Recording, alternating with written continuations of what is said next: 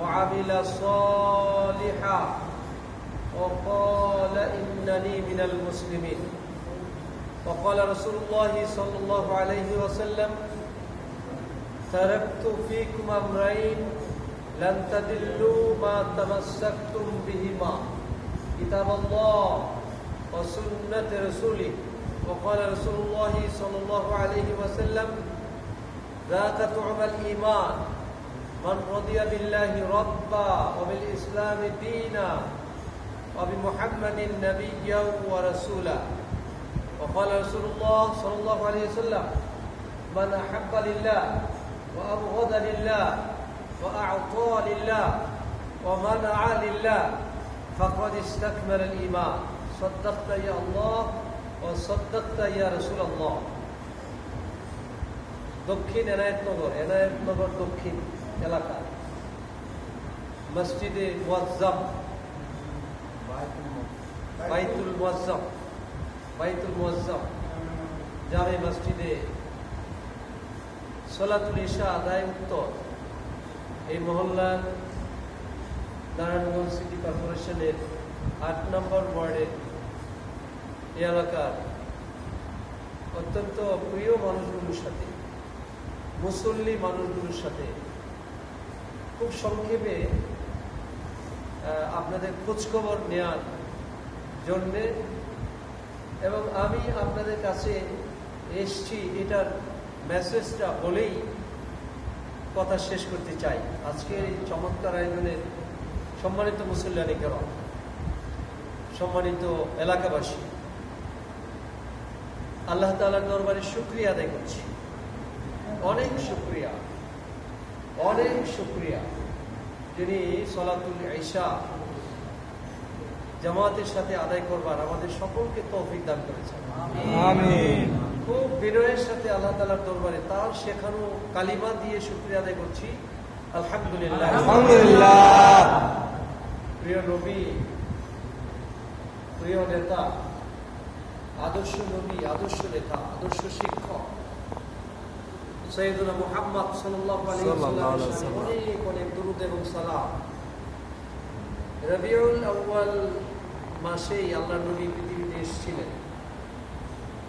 আমি যদি আজকে এখানে অনেক মুসল্লি অংশগ্রহণ করেছেন, আমি যদি আপনাদেরকে যার যার নাম ধরে আপনাদের জন্ম তারিখ জিজ্ঞেস করি আর বলি আজকে আপনার এই বছর আপনার কততম জন্মবার্ষিকী, কততম জন্মদিবস, তাহলে আমার ধারণা আপনারা সবাই বলতে পারবেন না? মোটামুটি পারবেন। সাউন্ডটা কিন্তু পাওয়া গেছে, পারবেন। কিন্তু আমি যদি এখন জিজ্ঞেস করি এবারে রবিউল আউয়াল আল্লাহ নবী সাইয়েদনা মুহাম্মদ সাল্লাল্লাহু আলাইহি ওয়াসাল্লামের কততম জন্ম দিবস, জন্মবর্ষ বলতে পারবেন? সঠিক তথ্য এমন কেউ আছেন? হাত তুলতে পারবেন? কঠিন হবে। খুব ভালোবাসি বিশ্বনবীকে, তাই না? প্রচন্ড ভালোবাসি। আমার সন্তান, আমার পিতামাতা, আমার স্ত্রী, আমার পরিবারের আদার্স মেম্বার সবার কাছ থেকে অনেক বেশি ভালোবাসি। কাকে? সাল্লাল্লাহু আলাইহি ওয়াসাল্লাম অনেক ভালোবাসি। মুহাম্মদ সাল্লাল্লাহু আলাইহি ওয়াসাল্লামকে অনেক ভালোবাসি। কিন্তু ভালোবাসার জায়গাটা ছোট্ট একটা পরীক্ষা করলাম কথা শুরু করতে না করতেই। অনেক বাসি, তার আগে ভালো, তাই না? কি বাসি? ভালোবাসি। অনেক ভালোবাসি মুহাম্মদ সাল্লাল্লাহু আলাইহি ওয়াসাল্লাম। কিন্তু তার কততম জন্মবার্ষিকী এটা বলতে পারলাম না। ভাষাভাষী এটা বোঝা গেছে না? মানে আমার কথায় বেড়াল হইতেছেন না? আমার কথায় না খুশি হইতেছেন, তাই না? ইকবাল ভাই, আপনি জামাত ইসলামী কারিপাল্লার আপনি ক্যান্ডিডেট, আপনি আমাদের কাছে এসে কি আমাদেরকে ঠেকাই দেওয়ার জন্য আসলেন নাকি? না ভাই, সরি ভাই, দুঃখিত ভাই, আমি আপনাদের কাউকে ঠেকাইতে আসি, কিন্তু আপনার হৃদয়ের কথাটা রাখলাম। আমি আশা করবো আপনি বাসায় গিয়ে আজকে ঘুমাবার আগে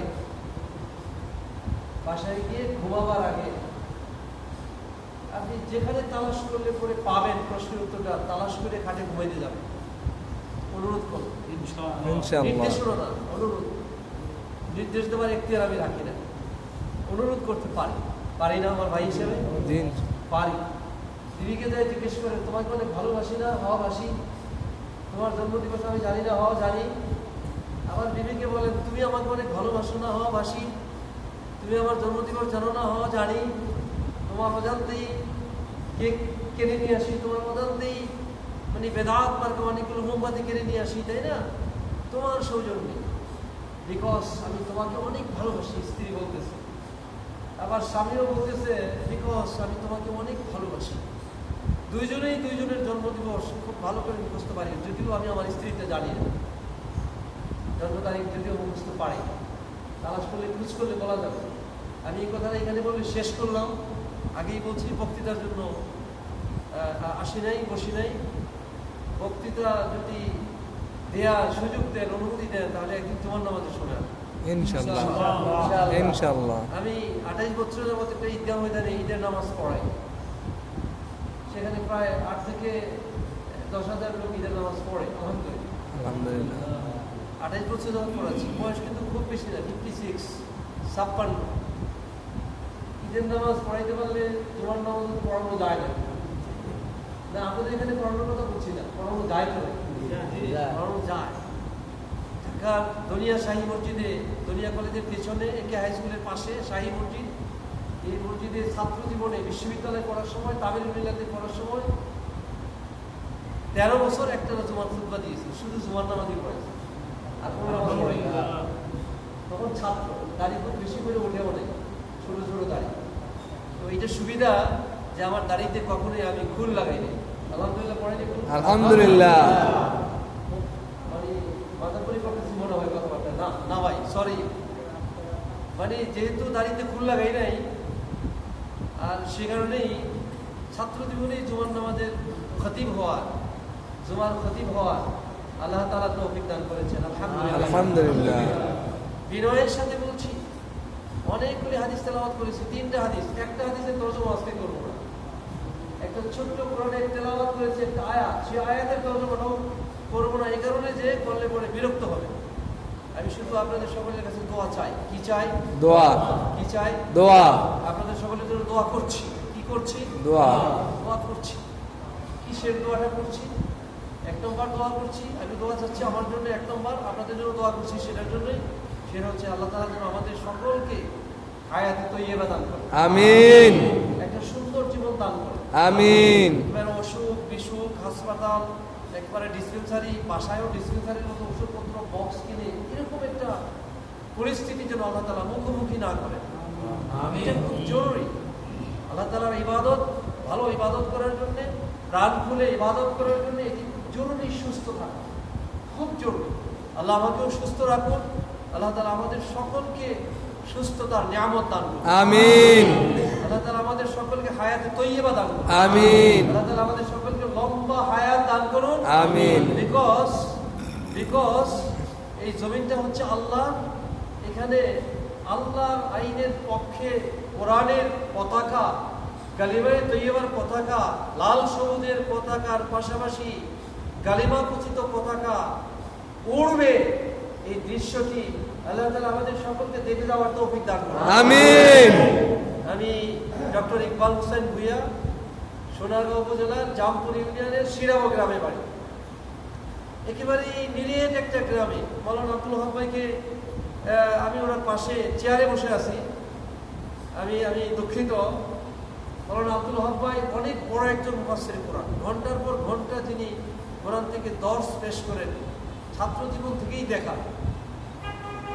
এত বড় একজন উস্তাদ, একজন শায়েখ, অনেকে চেনেন, অনেকে চেনেন না। সুধী মণ্ডলী, বাংলাদেশটা খুবই সমৃদ্ধ একটা রাষ্ট্র, খুবই বারাকাপূর্ণ একটা রাষ্ট্র। মসজিদে বসে কোরআন থেকে কথা বলা যায়নি গত 53 বছর। ঠান্ডা মাথায় কথা বলা যায়নি।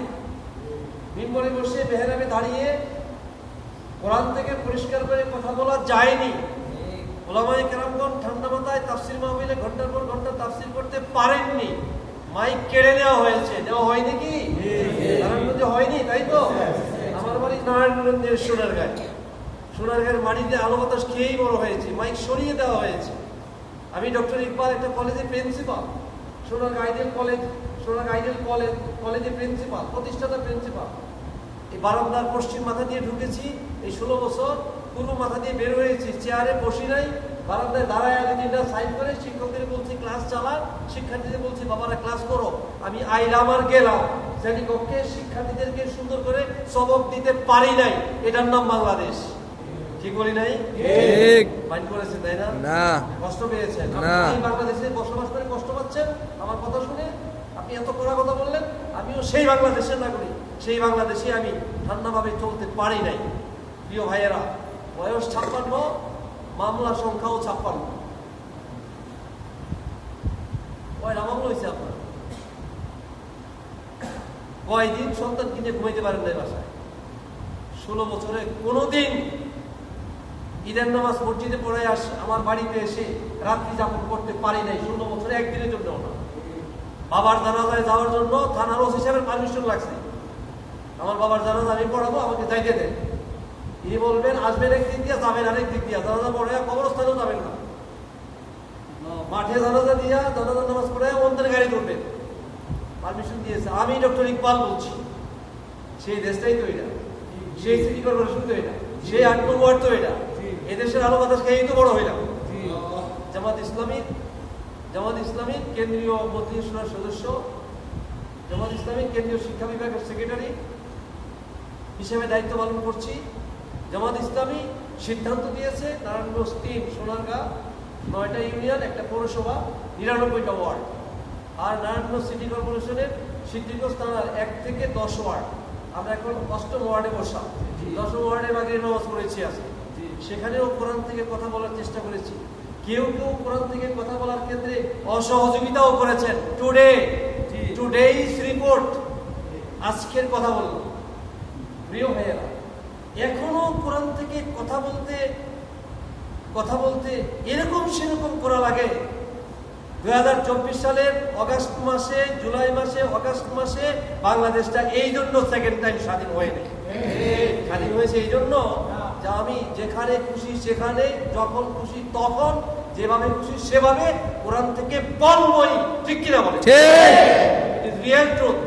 আমি শেষ করলাম এইভাবে। আসুন সকলে মিলে একটা সুন্দর বাংলাদেশ, একটা মানবিক বাংলাদেশ, একটা ইনসাফপূর্ণ বাংলাদেশ, একটি ইসলামী বাংলাদেশ, একটা কোরআনের বাংলাদেশ, একটি তৌহিদি জনতার বাংলাদেশ, একটি ওলামায়ে কেরামের বাংলাদেশ, একটি শিক্ষাবিদদের বাংলাদেশ, একটি ইনসাফপূর্ণ বাংলাদেশ, একটি সন্ত্রাস মুক্ত বাংলাদেশ, একটি চাঁদাবাজ মুক্ত বাংলাদেশ, একটি মাদক মুক্ত বাংলাদেশ তৈরি করতে চাই।